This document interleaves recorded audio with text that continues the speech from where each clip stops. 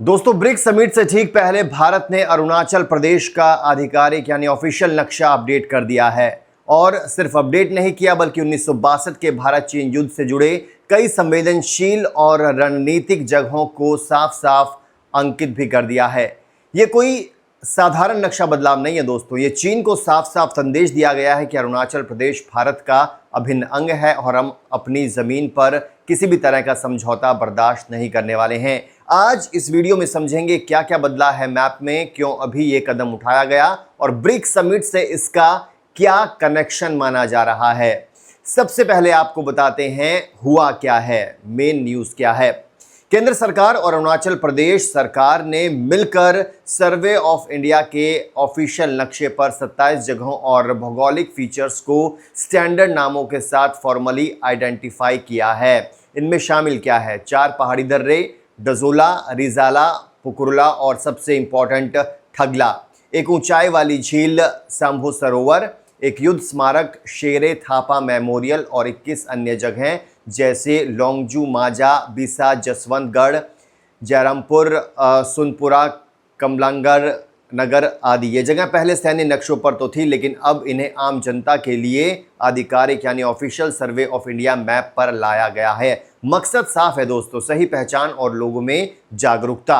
अब दोस्तों 1962 और इतिहास का क्या कनेक्शन है इससे? ये सिर्फ नाम नहीं है दोस्तों, इनमें से कई जगह सीधे 1959 और 62 की घटनाओं से जुड़ी हैं। लोंगजू 1959 में चीन की सेना ने यहां घुसपैठ की थी।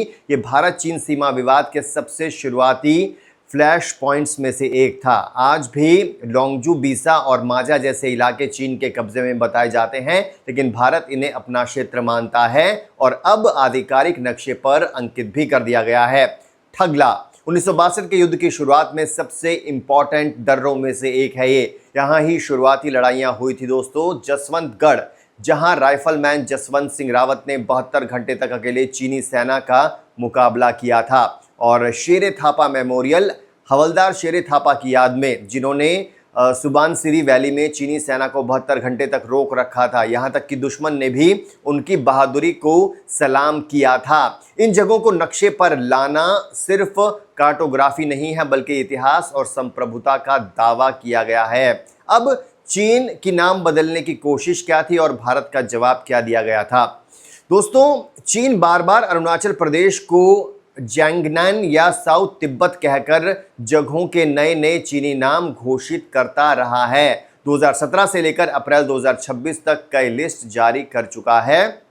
भारत हर बार साफ कहता आया है कि ये नाम मनगढ़ंत हैं और अरुणाचल प्रदेश कभी चीन का नहीं था, नहीं है और नहीं होगा। अब भारत ने खुद अपने ऑफिशियल मैप पर 27 जगहों को स्टैंडर्ड इंडियन नामों के साथ फिक्स कर दिया है। ये चीन की मैप वॉर का सीधा सीधा जवाब दिया गया है।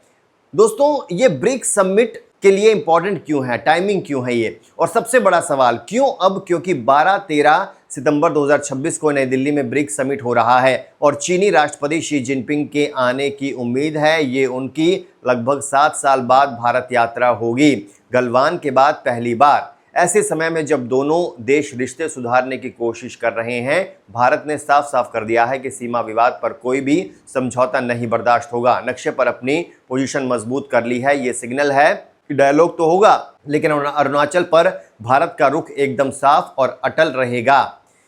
दोस्तों, क्यों मायने रखता है ये नाम बदलना? दोस्तों, नक्शा सिर्फ कागज नहीं होता है, नक्शा संप्रभुता का दस्तावेज होता है। जब आप किसी जगह को आधिकारिक ऑफिशियल मैप पर अपने नाम से अंकित करते हैं तो आप दुनिया को बताते हैं कि ये मेरी जमीन है।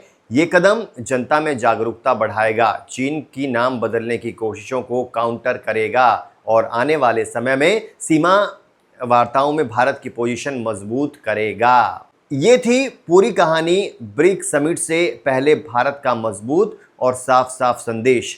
आपको जो भी लगता है आप हमें कमेंट्स करके ज़रूर बताइए और किस तरह के एक्सप्लेनर्स देखना चाहते हैं वो भी सजेस्ट कीजिए।